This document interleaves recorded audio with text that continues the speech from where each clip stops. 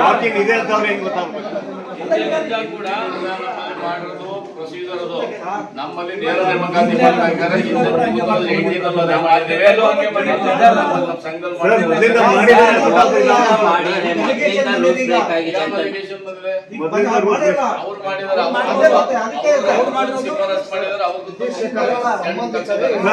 ಮಾಡಿದಾರಂತೆ ನೀವು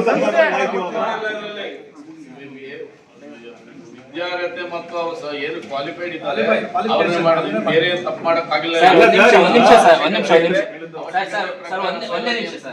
ಒಂದೇ ನಿಮಿಷ ನಿಮ್ಮ ಸಂಘದ ನೋಟಿಸ್ ಬೋರ್ಡ್ ಅಲ್ಲಿ ನೀವು ಹಾಕಿದ್ದೀರಾ, ಯಾರಿಗೆ ಗೊತ್ತಾಗಿದೆ?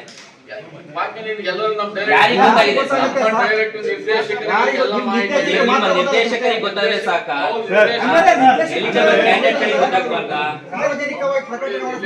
ಸರ್ ಒಕ್ಕಲಿಗರ ಸಂಘ ಬರೀ ನಿರ್ದೇಶಕರು ಮಾತ್ರ ಇದೆಯಾ? ಒಕ್ಕಲಿಗರ ಸಂಘ ಬರೀ ನಿರ್ದೇಶಕರು ಎಷ್ಟು ಜನ ಬರ್ತಾರೆ ಡೈಲಿ? ಪಬ್ಲಿಕ್ ಎಷ್ಟು ಜನ ಬರ್ತಾರೆ ಡೈಲಿ? ನಿರ್ದೇಶಕರು ಮಾತ್ರ ಒಕ್ಕಲಿಗರ ಇದೆ.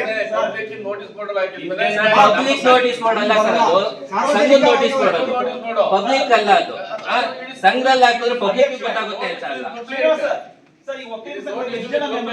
ಪಬ್ಲಿಕ್ ಯಾರಿಗೆ ಸರ್?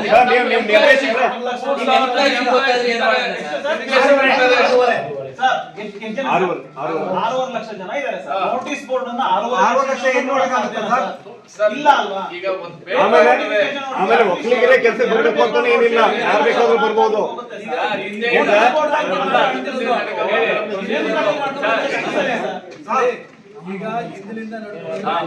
ಹಿಂದೆ ರೂಲ್ಸ್ ಬ್ರೇಕ್ ಮಾಡಿದ್ರು ಅಂತ ನೀವು ಮಾಡಿದ್ದೀರಾ? ಹಿಂದೆ ರೂಲ್ಸ್ ಬ್ರೇಕ್ ಮಾಡಿದ್ರು ಅಂತ ನೀವು ಮಾಡಿದ್ರ? ಸಂಘ ನಿಯಮದ ಪ್ರಕಾರ ನಡೆಯುತ್ತೆ, ಸಂಪ್ರದಾಯದ ಪ್ರಕಾರ ನಡೆಯಲ್ಲ.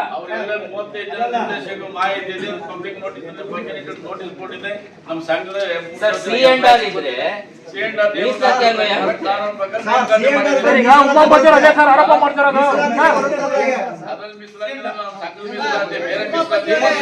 ಉಪಾಧ್ಯಕ್ಷರು ಅಲ್ಲಿಂದ ಆರೋಪ ಮಾಡ್ತಿರೋದು ನೇಮಕಾತಿಯಲ್ಲಿ ಭ್ರಷ್ಟಾಚಾರ ಆಗಿದೆ ಅಂತ.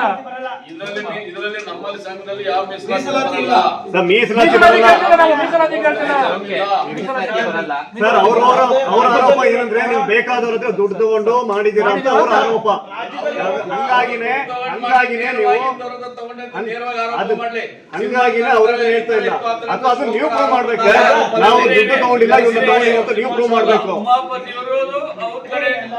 ಅದನ್ನ ನೀವು ಪ್ರೂವ್ ಮಾಡ್ಬೇಕು ಸರ್. ಇವಾಗ ಇಂಥವ್ರನ್ನ ದುಡ್ಡು ತಗೊಂಡಿಲ್ಲ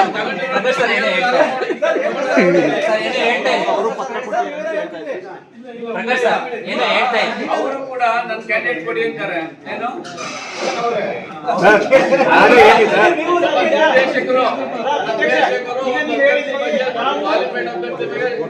ಸರ್ ನೀವು ಕ್ಲಾರಿಫಿಕೇಶನ್ ಕೂಡ ಬಂದ್ರಿ ಇವಾಗ ಜಿಲ್ಲೆಯಲ್ಲಿ ನಾವು ಯಾವುದೇ ಯಾರಿಗೂ ಕೂಡ ರಿಸರ್ವೇಶನ್ ಡಿಸೈಡ್ ಮಾಡಿದ್ದೀರಾ ಸರ್?